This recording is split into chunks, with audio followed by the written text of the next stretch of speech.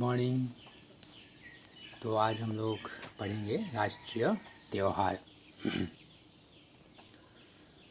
तो यहाँ दिया हुआ है, जैसे प्रस्तुत पाठ हमारे राष्ट्रीय त्यौहार पर आधारित हैं।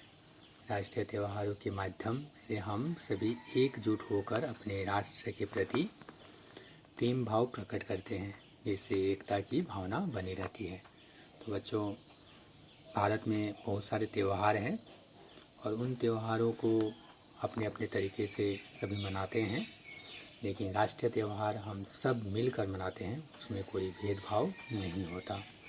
तो यहाँ बताया गया है, भारत में विभिन्न जातियों के लोग रहते हैं, सबकी अपनी अपनी भाषाएं हैं और सबके अपने अपने पर्व हैं। भारत में भारतवासियों को अपने अपने धर्मानुसार त्यौहार मनाने की पूर्ण स्वतंत्रता प्राप्त है, लेकिन गणतंत्र दिवस, 26 जनवरी, स्वतंत्रता दिवस, 15 अगस्त और गांधी जयंती 2 अक्टूबर, ये त्यौहार राष्ट्रीय त्यौहार के रूप में जाने जाते हैं। इसे पूरे भारतवर्ष में सब जाति धर्म भेदभाव को भुलाकर एक साथ मनाते हैं। तो समझ में आ रहा है कि जो धार्मिक त्यौहार है वह व्यक्तिगत तौर पर मनाया जाता है, सामाजिक तौर पर मनाया जाता है, और जो राष्ट्रीय त्यौहार है वह सभी के लिए होता है। तो भारत के सभी लोग स्वतंत्रता दिवस को बहुत खुशी से मनाते हैं, क्योंकि 15 अगस्त 1947 को भारत अंग्रेजों की शासन से आज़ाद हुआ था।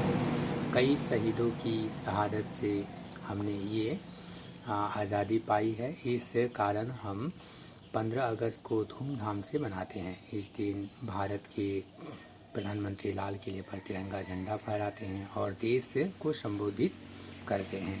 देखो बच्चों, किस तरह से 15 अगस्त 1947 को भारत आज़ाद हुआ था। भारत को अंग्रेज़ों से आज़ाद कराने के लिए प्रथम स्वतंत्रता संग्राम सन 1857 ईस्वी में लड़ा गया। इस संग्राम में विशेष रूप से मंगल पांडेय, झांसी की रानी, तात्या टोपे, बहादुर जफर तथा नाना साहेब जैसे महान स्वतंत्रता सेनानियों ने देश को आज़ाद कराने के लिए अपने जीवन का बलिदान दिया।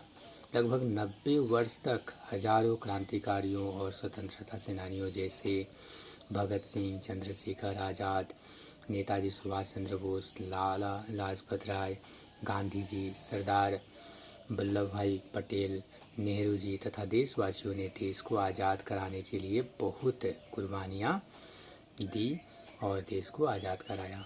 तो देखो बच्चों, किस तरह से हमारे देश को आज़ाद किया गया। इसीलिए ऐसे दिन को देश का राष्ट्रीय त्यौहार के रूप में मनाया जाता है।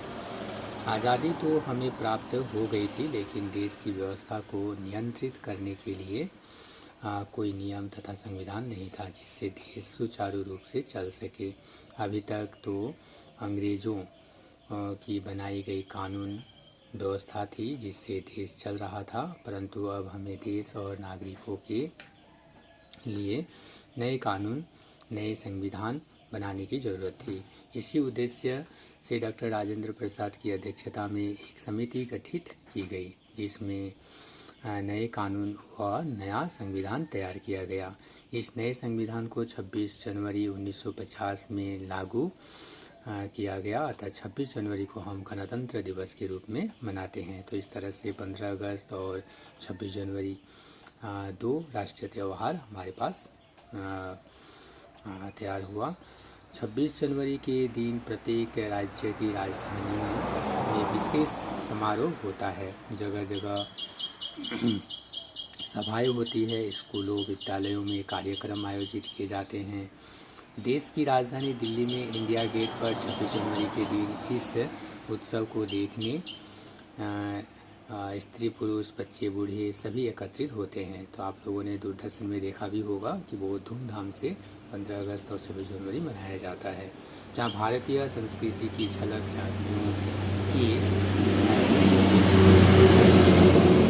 प्रांतों के लोग अपने अपने राज्यों की संस्कृति को दर्शाने के लिए झांकियाँ निकालते हैं व राष्ट्रपति के सम्मुख प्रकट करते हैं।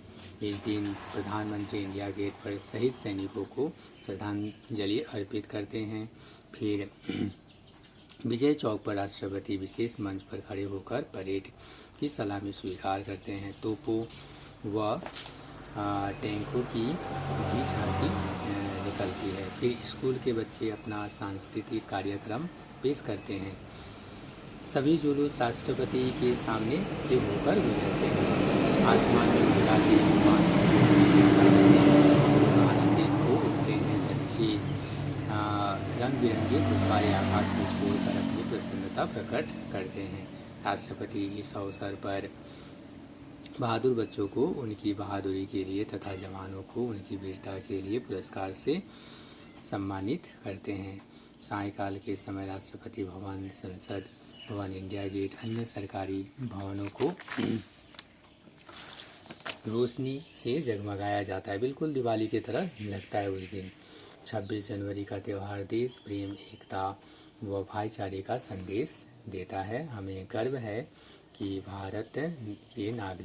हम भारत के नागरिक हैं। तो इस तरह से 2 त्यौहार के बारे में विशेष रूप से बताया गया। फिर तीसरा त्यौहार है गांधी जयंती। तो यहाँ बताया गया है राष्ट्रपिता महात्मा गांधी का जन्म 2 अक्टूबर 1869 ईस्वी में गुजरात के पोरबंदर नामक स्थान पर हुआ। इनकी माताजी का नाम पुतलीबाई था, पिताजी का नाम करमचंद गांधी था। इन्होंने देश की आज़ादी के लिए महत्वपूर्ण भूमिका निभाई। तो बहुत सारे लोगों ने देश की आज़ादी के लिए अपनी जान दी और देश को आज़ाद कराने में बहुत सारी भूमिकाएं थी, लेकिन महात्मा गांधी को बापूजी के नाम से हम प्यार से पुकारते हैं और उनका एक विशेष योगदान था। वो अहिंसक थे और इसीलिए उनके जन्मदिन को हम राष्ट्रीय त्यौहार के रूप में मनाते हैं। प्यार से सब इन्हें बापूजी कहकर पुकारते हैं। गांधी जी सत्य तथा अहिंसा के पुजारी थे। गांधी जी ने देश को सत्य और अहिंसा के मार्ग पर चलने की राह दिखाई। अतः विश्व को गांधी जी के बताए सत्य अहिंसा के मार्ग पर चलना चाहिए। गांधी जी देश की आज़ादी के महानायक के रूप में उभर कर सामने आए। तो बहुत ही उनको सम्मान दिया जाता है, उनको हीरो माना जाता है हमारे स्वतंत्रता सेनानी या क्रांतिकारियों में से। इसलिए इनके जन्मदिन को राष्ट्रीय त्यौहार के रूप में मनाते हैं। तो देखो बच्चों, इस तरह से हमारे 3 त्यौहार विशेष रूप से हैं, स्वतंत्रता दिवस, गणतंत्र दिवस और गांधी जयंती, जो हम राष्ट्रीय त्यौहार के रूप में मनाते हैं। धन्यवाद।